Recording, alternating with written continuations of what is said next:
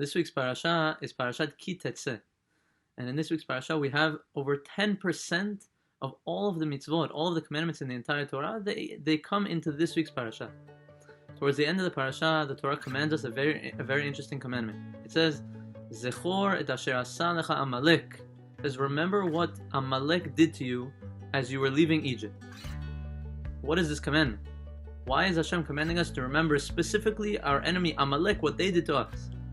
As we know, the Jewish people and the Jewish nation as a whole, we've gone through many hard times. We've gone through slavery, we've gone through hardships, we've gone through terrible times, but specifically the Torah comes over here towards the end of the parasha and reminds us and tells us you have a mitzvah to remember specifically about what Amalek did to you. Why does the Torah command us specifically to remember what Amalek did to us? So if we look, what was Amalek's plan? Amalek wanted to attack the Jewish people at a time where they were the most vulnerable. They said, look at the Jewish people. We want to kill them, we want to destroy them. But when should we do it? Let's plan out the puzzle. Let's look and see when the Jewish people are the most tired, the most thirsty, the most hungry. And when is that? Right when they're leaving Egypt. They're being rushed out of Egypt, they're running out. Right away, what does Amalek do? They try to come and attack. And what happens? That's when Hashem comes and shows His miracles. He comes and shows Yad Hashem, He shows the strength of His hand, and He guards the Jewish people, even at the most vulnerable time.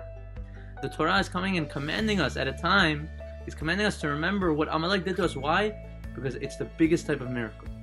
We would think, you look at Amalek, that's a great plan. They're trying to attack their enemy at a time where the enemy is the most vulnerable. So they attacked the Jewish people at the most vulnerable time, but they left one piece out of the puzzle. That one piece was Hashem. Hashem's hand is always watching over the Jewish people. He's always watching over us. He's always guarding us. And even, especially at a time where the Jewish people are the most vulnerable, He comes and He shows His miracles the most.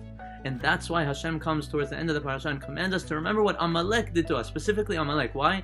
Because people would think that Amalek's plan was smart, whereas it's the complete opposite. They forgot the fact that Hashem is guarding us, and even at the times where we're the most vulnerable.